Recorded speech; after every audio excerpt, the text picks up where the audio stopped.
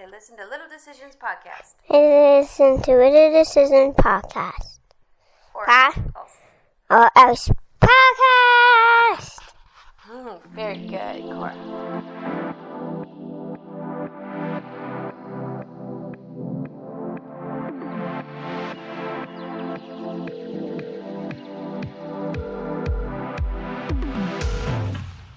Little Decisions.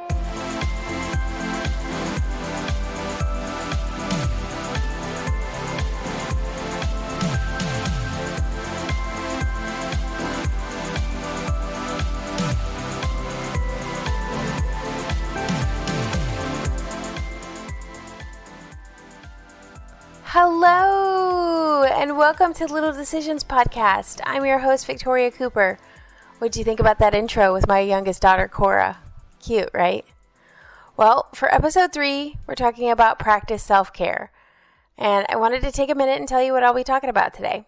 So we're going to start with our Words Matter section where I define self-care and I talk about the 8 areas that I believe it encompasses. Then we move on to the question of the week where I did it in a survey this week and I made it digital for the very first time. So we're going to talk about both those things. We're also going to talk about some things in the news and on this day. So on this day in history, I've got a couple cute pop culture facts that I wanted to share. And we're going to head on to the market and talk about at the market. And then we're going to wrap things up for this week. So who's excited? All right. Well, stay tuned. Words Matter is up next. Alrighty then. Welcome to Words Matter. Let's talk about what I mean by self-care. Self-care is not just shopping trips and bubble baths, although don't get me wrong, those can be helpful some days. It's more about taking care of yourself, your whole self. So self-care is actually the foundation of healthcare, but it's generally not looked at as that way either. It's generally outside the formal health and social care systems, which means it's not always recognized as something that's important or valuable, but it absolutely is. There were many, many definitions of self-care on the internet. I could have used any one of them, but I wanted to find one that seemed all-encompassing, so I found the World Health Organization's one from 1998, which says, self-care is what people do for themselves to establish and maintain health and to prevent and deal with illness. All right, so that seems pretty straightforward, right? It's what people do for themselves to establish and maintain health and to prevent and deal with illness. So there's 4 things you're doing there. You're establishing and maintaining health. You're preventing and dealing with illness. That makes sense. I like that. I like that from a mental health perspective too, because I think we always look at mental health in terms of mental illness. And I don't like that. I like looking at it as a spectrum. And that just like with everything else, you can have different sides to it, I guess. There's the illness side and the health side. But we'll talk more about that. So back to self-care. All right. Well, it's a broad concept encompassing hygiene, which is general and personal, nutrition, which, is like your food eaten, lifestyle, which is sporting activities, leisure activities, things like that, environmental factors, socio-economic factors, and self-medication. So I've actually broken that down into 8 areas. So let's talk about those 8 areas, or as I call them, slices. Because here's the thing, guys. Life is not a pie. There aren't so many slices, we're not sharing it. But when it comes to our mental health and wellness, I think it is a pie. And I think we have to enjoy it all to be able to really benefit from it. I just want an excuse to eat a whole pie.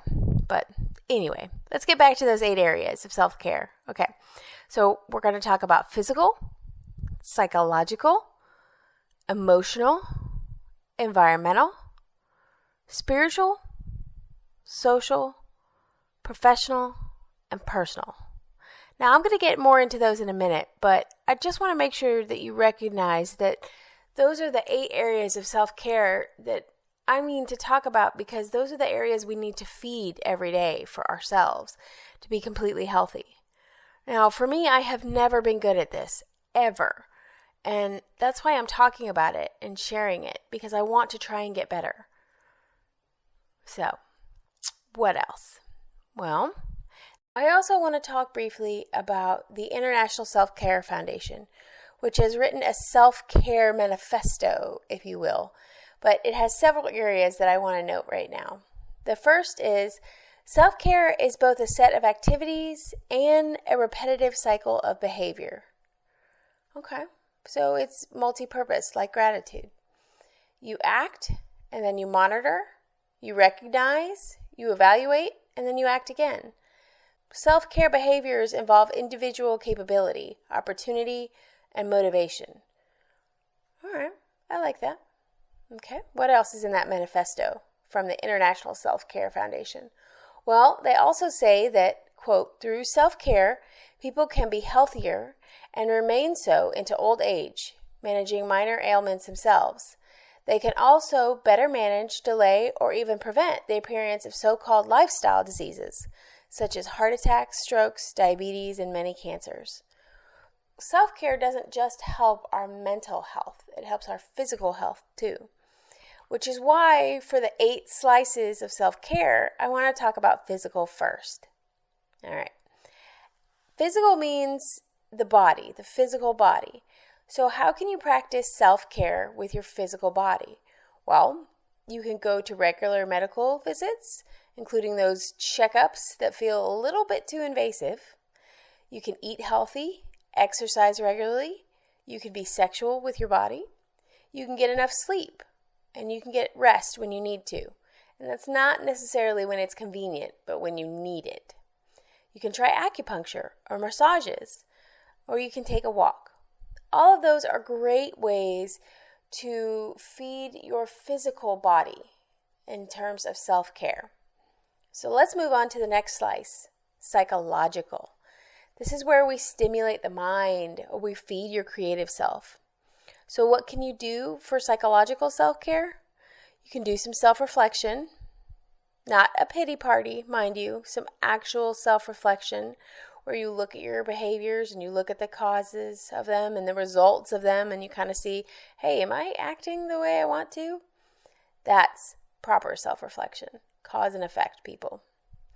You can try therapy, journaling, self-awareness, or aromatherapy. You can also go to a symphony or ballet. You could draw or paint. Or you can practice asking and receiving help. Now, you'll notice some of my tips for self-care include things that you can do with other people, like practicing asking and receiving help. I don't know about you, but I hate that one. I don't want to ask for help. I can do it on my own, right? I mean, surely. But I can't. We all have to ask for help. And we all could get a little better about doing it. So, what's that next slice we're talking about? Well, the next slice of self-care pie is emotional. This is where we feel our feelings. We don't just have them. We don't just stuff them down. We feel them. So how can we practice self-care on the emotional level? Well, you can try affirmations. I know affirmations seem silly, but our brain doesn't really recognize the difference between what's actually happened and what we tell it happens. So, affirmations are great. We can also try some self-love and self-compassion. I actually have something, it's a little blue star that I've started carrying around in my pocket. And it has a C on one side and an S on the other. And the C is for compassion and the S is for shame.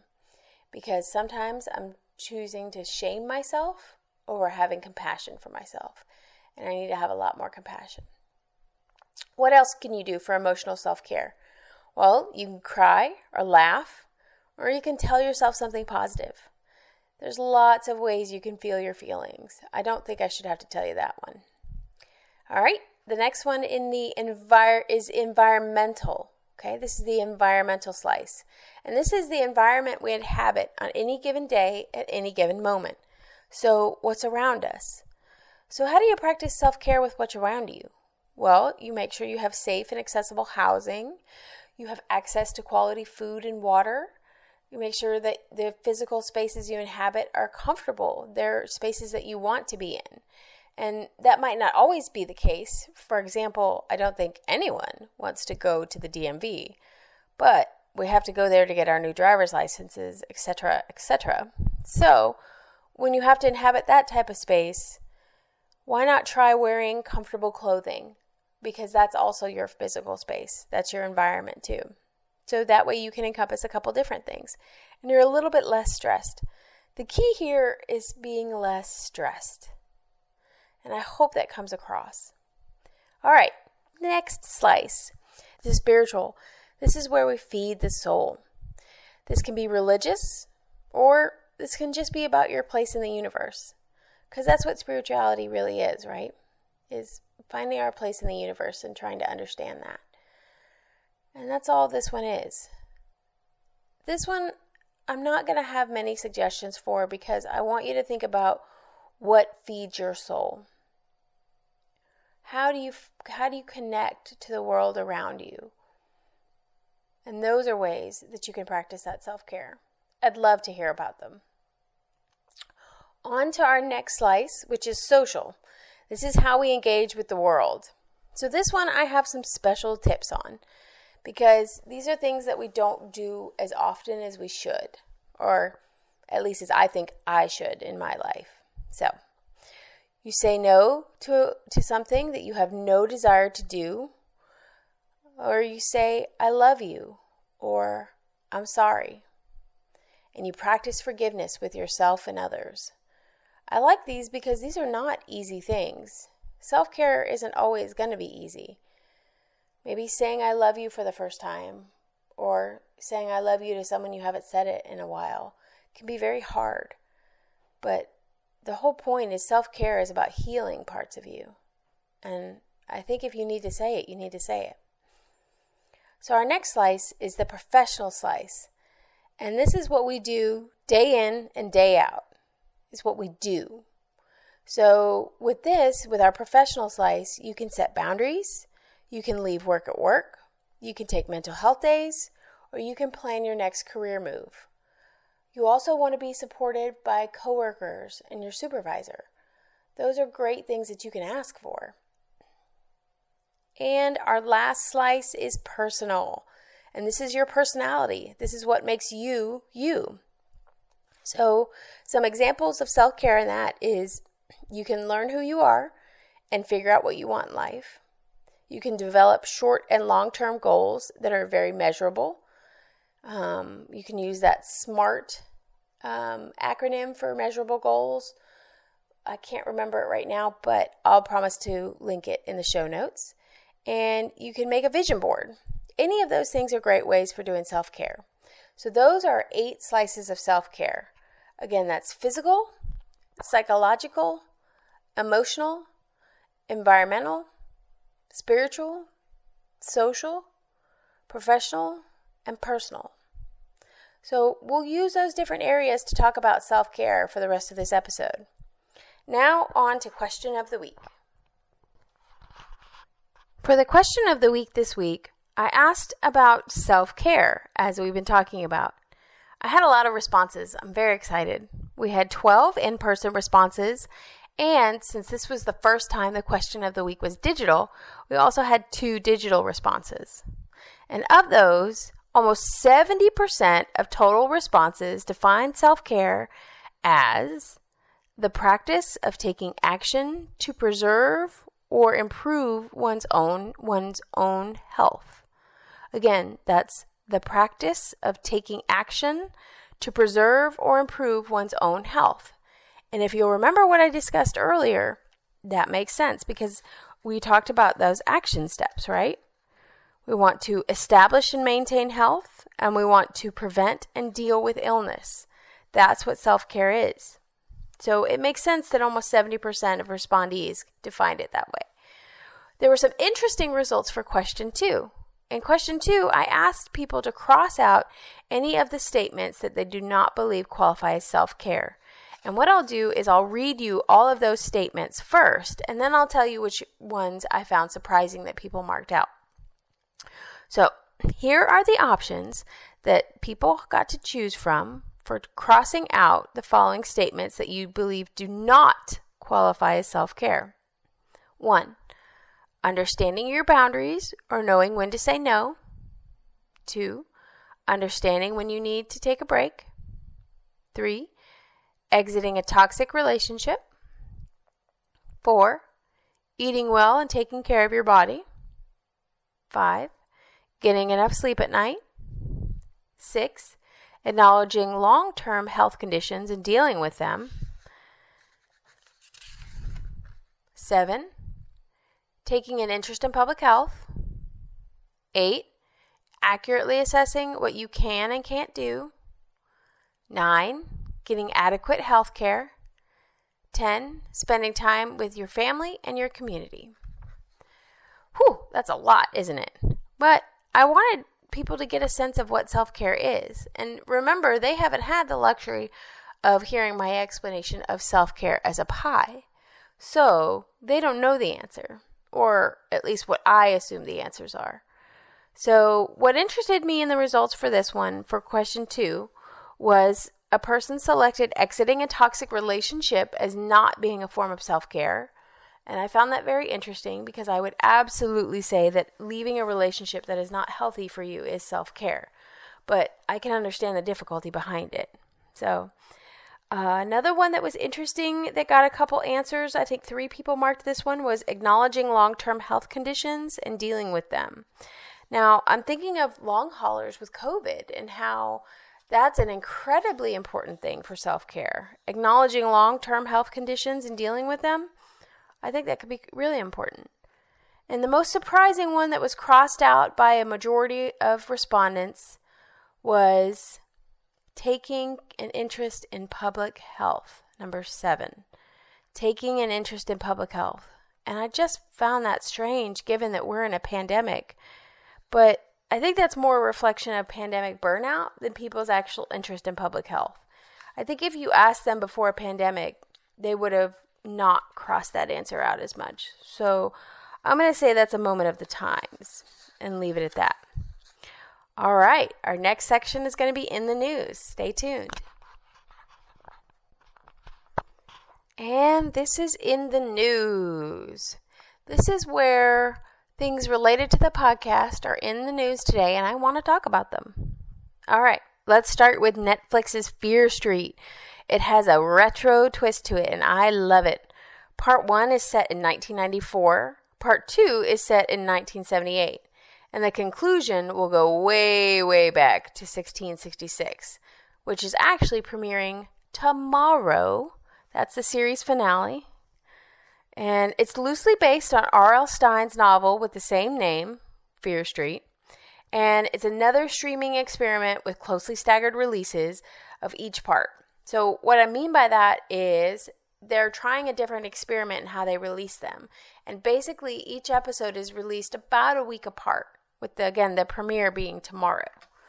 And it's an interesting, I think it ties well that feeling of the 90s as being the golden age of horror, especially for teens. They were exploring the genre through movies like Scream and I Know What You Did Last Summer, which became classics of the era. And there was also Buffy the Vampire Slayer and Are You Afraid of the Dark, which were just as popular and also a different side of horror that you might not necessarily have seen before. Books like R.L. Stine were contributed to the spooky atmosphere of the 90s, and this show seems to really encompass that. So, if you get a chance, watch Netflix's Fear Street. And no, they're not a sponsor yet. What else is in the news? Well, this next one's a little sad. Drug overdose deaths in 2020 hit their highest number ever, according to the CDC. That is really scary. That's an increase of almost 30%. We went from 72,151 to 93,000 deaths reported from drug overdose. My mother and stepfather died from addiction. And their deaths weren't recorded as that. But that's what killed them. I'll talk more about that one day, but addiction's a coping skill gone terribly awry, and it's a terribly deadly form of self-care, and I wanted to point that out. All right, let's switch gears a little bit and end on a more positive note. Coming up in about a week and a half is International Self-Care Day. How nice is that? It's on July 24th, and that's no coincidence, the date that they picked. The 7th month, the 24th day. They're trying to symbolize that that self-care and its benefits can be experienced 24 hours a day, 7 days a week. And I found that pretty interesting. Kudos to them. All right. Now let's talk about some history. I would like to represent some pop culture here. So we're going to do On This Day. On This Day is where we look at events in pop culture history that have happened in the past on this day, July 15th. So on July 15th in 1972, Honky Chateau becomes Elton John's first #1 album in the United States, and it included the hit Rocket Man. Now, I can't afford to play Rocket Man next, but you should go and have a listen to it. It's a fabulous song. All right, on this day in 1988, Die Hard was released, starring Bruce Willis and Alan Rickman. It was released in the United States on this date in 1988. Now, I don't want to start a huge huss-a-fuss, but do you think Die Hard is a Christmas movie? I think given it came out in July, maybe, maybe not. But it could have been that Christmas in July type of feeling. I don't know. All right, here's our last On This Day. On this day in 1996, Prince Charles and Princess Diana signed their divorce papers. Now, I don't know about you, but that impacted me a whole lot, that whole shenanigans. I didn't realize that royalty could experience, I guess, the normal difficulties of the human life. So when their divorce happened, it surprised me. And I don't think I was the only one. I think it surprised a lot of people. All right, we're headed to At the Market. Stay tuned. Eventually, for this At the Market section, I want to include recordings from the market. However, I'm still learning the software programs, and so I'm going to practice some self-care on myself and give myself a little break. So for At the Market, I want to do two things, and they include thank yous to people. First, I want to thank Troublesome Farms and Mayor Dodd for their hospitality last weekend in hosting a small gathering of us market vendors to celebrate the start of the season in style. It was lovely, and I'm really sad that we got rained out.